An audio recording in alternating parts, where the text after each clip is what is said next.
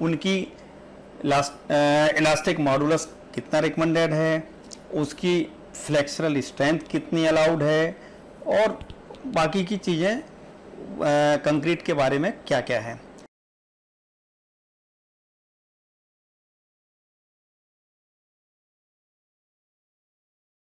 High strength concrete as per IS code 456/2000।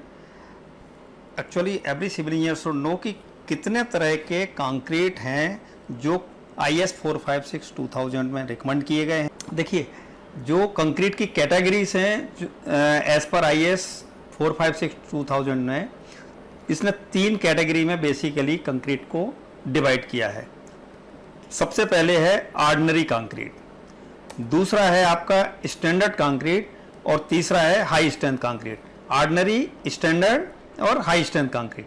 देखते हैं ordinary, standard और हाई स्ट्रेंथ कोड किन किन कंक्रीट्स को कैसे कैसे बोलता है। तो concrete grades as per IS 456 हैं। ऑर्डिनरी कंक्रीट में आता है M10, M15 और M20। बस ये 3 ही ग्रेड को ऑर्डिनरी कंक्रीट में आता है, जहां पे M का मतलब होता है मिक्स, M मतलब कौन सा मिक्स है, और 10 या 15 या 20 जो नंबर है, नंबर क्या बताता है, compressive strength of 150 mm size cube at 28 days in newton per mm square. यानी इस क्यूब की 150 mm के क्यूब की 28 दिन के बाद कितनी स्ट्रेंथ होगी, कंप्रेसिव स्ट्रेंथ, उसको ये डिनोट करता है नंबर की। इसकी M10 की 10 न्यूटन पर mm स्क्वायर होगी, M15 की 15 न्यूटन पर mm स्क्वायर होगी, और M20 की 20 न्यूटन पर mm स्क्वायर होना चाहिए। ये है आपका ऑर्डिनरी कंक्रीट। वो दूसरा है स्टैंडर्ड कंक्रीट। स्टैंडर्ड कंक्रीट में कोड ने दिया हुआ है M25 से लेके और M30, 35, 40, 45, 50 एंड 55 तक, यानी M25 से 55 तक ये 7 ग्रेड हैं जो कंक्रीट की, वो स्टैंडर्ड कंक्रीट में कवर की गई हैं। ठीक है। और हाई स्ट्रेंथ कंक्रीट कौन सी है? बट नेचुरल है कि M55 से हायर ग्रेड्स को हाई स्ट्रेंथ कंक्रीट में रखा गया है। तो हाई स्ट्रेंथ कंक्रीट में M60 है, 65 है, 70 है, 75 है और 80 है। मतलब अभी तक कहा जाए तो 3 कैटेगरी ऑर्डिनरी, स्टैंडर्ड और हाई स्ट्रेंथ में कोड ने जो डिवाइड किया है, M10 से लेके कंक्रीट को M80 तक डिवाइड किया है।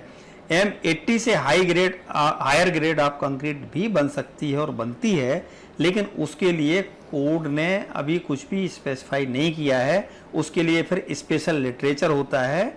बेसिकली हाई स्ट्रेंथ कंक्रीट के लिए ही कोड बोलता है कि आपको स्पेशल लिटरेचर ही रिफर करना है। अप टू स्टैंडर्ड कंक्रीट तक ही कोड के पैरामीटर्स और रिकमेंडेशंस वैलिड हैं।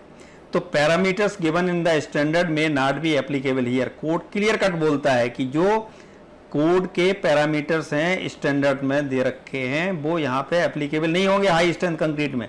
इसके लिए आपको स्पेशल लिटरेचर ही रिफर करना पड़ेगा। अब कोड का FCK क्या होता है? Characteristic strength of concrete. FCK बार बार आता है, लेकिन होता क्या है ये FCK?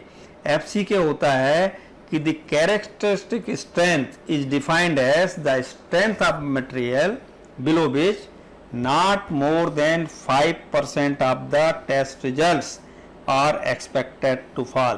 यानी जो आपके मान लीजिए M20 की कंक्रीट है, तो कहने का मतलब ये है कि यदि आपके टेस्ट रिजल्ट्स टेस्ट किए जाएं तो 95% की जो स्ट्रेंथ आएगी वो M20 की से ही ज़्यादा आएगी। सिर्फ 5% की पॉसिबिलिटी है कि M20 से कम आए। तो उसको कैरेक्टरिस्टिक स्ट्रेंथ का मतलब ये है। नेक्स्ट है टेंसाइल स्ट्रेंथ ऑफ कंक्रीट। क्योंकि कंक्रीट में नॉर्मली हम टेंशन में ये बहुत वीक होता है, कंप्रेशन में स्ट्रांग होता है, लेकिन यदि ये आपको डिजाइन पर्पस के लिए इसकी टेंसाइल स्ट्रेंथ देखनी है तो क्या बोलता है code? The flexural and splitting tensile strength shall be obtained as prescribed in IS 516 and IS 5816 respectively. यानी फ्लेक्सरल टेंसाइल स्ट्रेंथ देखना है तो IS 516 देखिए आप, और स्प्लिटिंग टेंसाइल स्ट्रेंथ देखना है तो IS 5816 देखिए, ठीक है।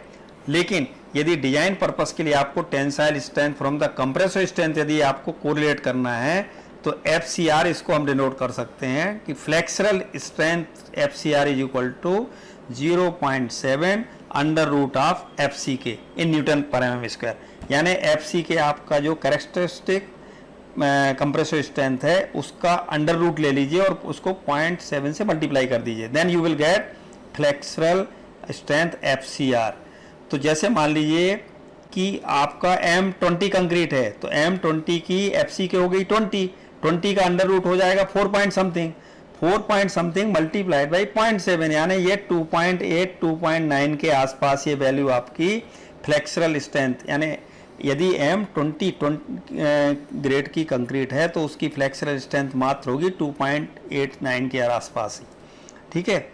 तो ये हमने एफसी के पहले बता दिया कि the characteristic cube compressor strength of concrete in newton पर एमएम स्क्वायर, ठीक है जी।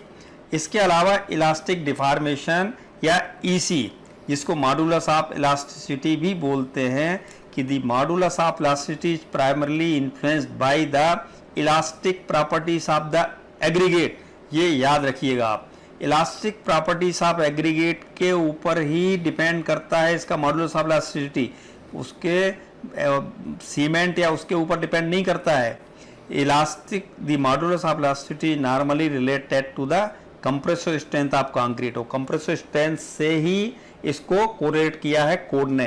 कोड क्या बोलता है कि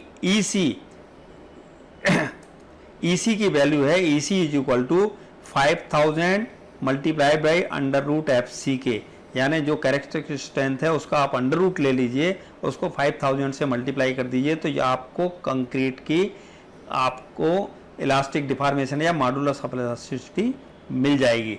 तो ईसी कौन सा मॉडुलस ऑफ इलास्टिसिटी है? ये short term static modulus of elasticity in newton पर एमएम स्क्वायर है, ये लॉन्ग टर्म नहीं है। तो short term modulus of elasticity आपको 5000 टू अंडर रूट FCK, ये ही हम इसको डिजाइन करते हैं तब यूज करते हैं।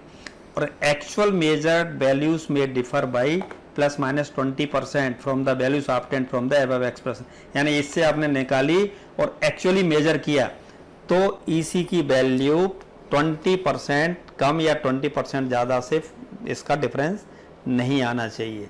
तो ये था आपका in brief about the types of concretes and grades of concrete, कि आपका कौन कौन से ग्रेड IS 456 ने रिकमेंड किए हुए हैं। Thank you very much.